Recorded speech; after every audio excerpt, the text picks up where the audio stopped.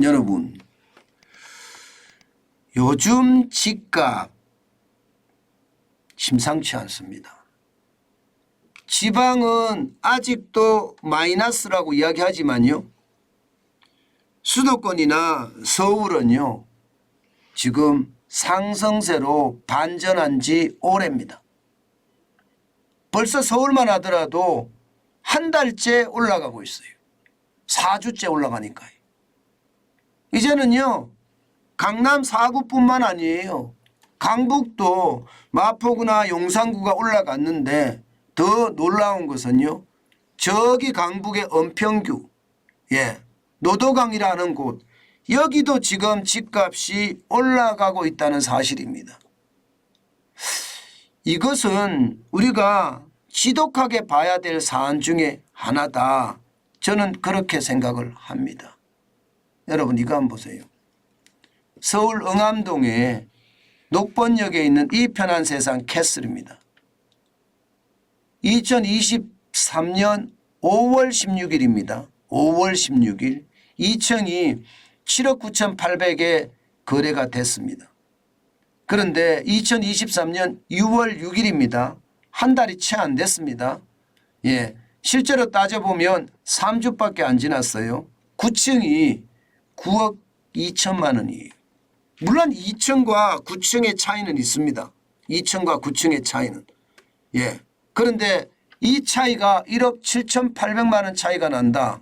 이것은요, 적어도 말입니다. 적어도 1억 가까이 올랐다는 뜻이에요. 1억 가까이. 제가 2억을 올랐다 이렇게 이야기하는 곳, 실제 강북에도요 2억이 올란 곳, 2억 가까이 올란 곳이 굉장히 많습니다. 그러니까 시장에서는요 이제 강남뿐만 아니라 강북까지 서울 전역이 집값이 오르는 것 아니냐, 이렇게 해석하기 시작했어요. 실제로도 마찬가지고요. 실제로 한번 보실래요? 서울 아파트 매매값이 4주 연속입니다. 4주 연속. 5월 둘째 주에 0.01%가 올라갔었거든요. 그러던 것이 말입니다.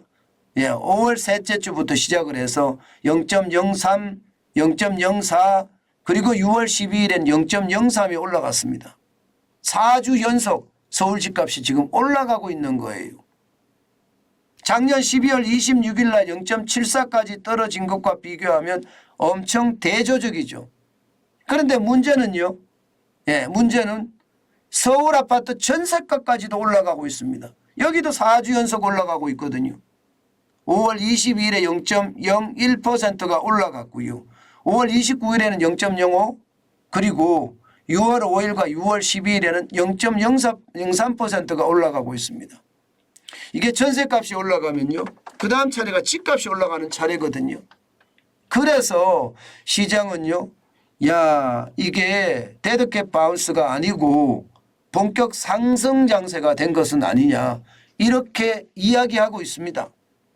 게다가 말입니다, 수도권까지도 지금 올라가는 모양새예요. 수도권도 2주 연속 올라갔습니다. 6월 5일에 0.01이 올라가더니 6월 12일에는 0.02가 올라가고 있습니다. 작년 2월 26일 날 마이너스 0.93에 비하면 엄청난 거죠.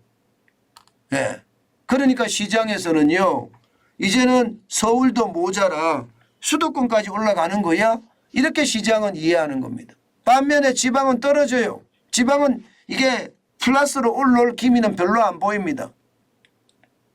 작년 12월 26일 날 마이너스 5.9%가 떨어진 게 최저점인데요. 1월, 2월, 3월, 4월 거치면서 우상향은 했으나 여전히 마이너스입니다. 6월 12일에 마이너스 0.03을 기록을 했습니다. 그 전주는 마이너스 0.05고요. 낙폭은 줄여갑니다. 낙폭은.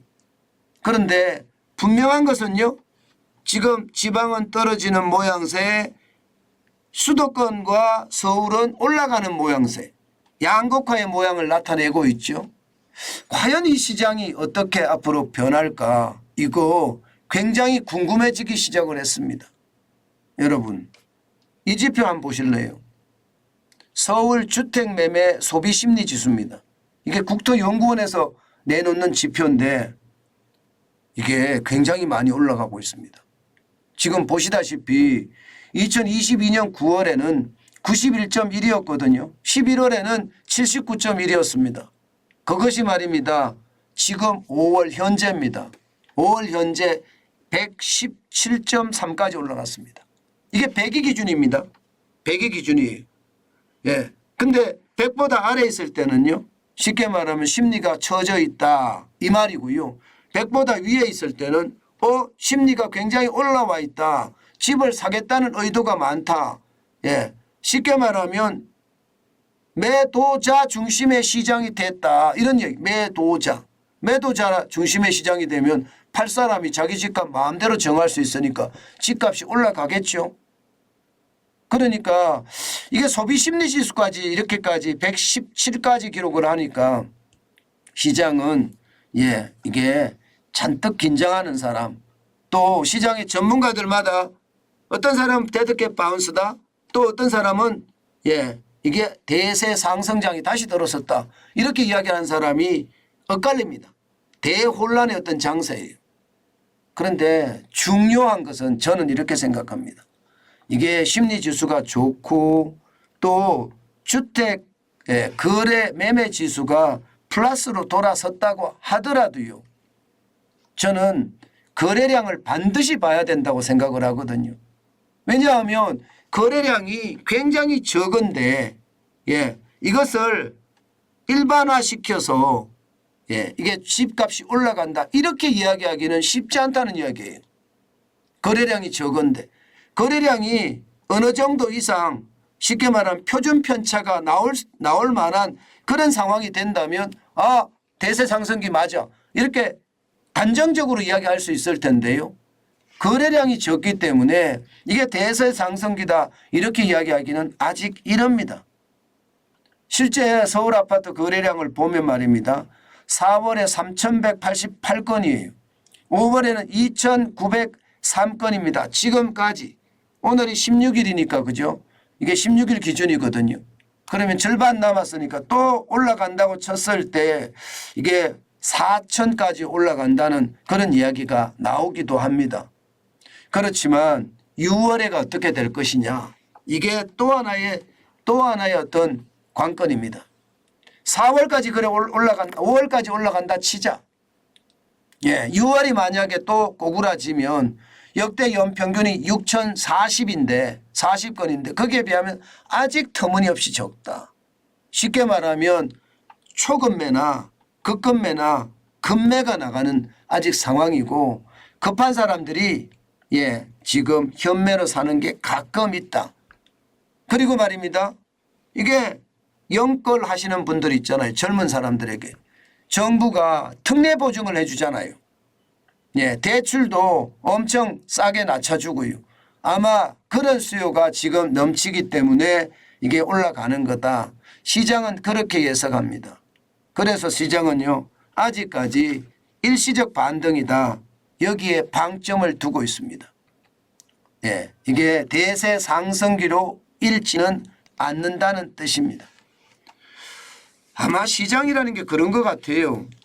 분명히 똘똘한 한 채는 올라갈 거라고 예상을 하는데요. 시장 전체적인 분위기는 양극화 현상이 뚜렷하다. 그 이야기는 지금 현재 큰 흐름에 부합되는 말이다. 이렇게 생각할 수 있습니다. 저는 요즘 같을 때는요. 집을 사고 팔고 이런 문제가 아니라 관망하는 게 제일 좋겠다. 저는 그렇게 생각합니다.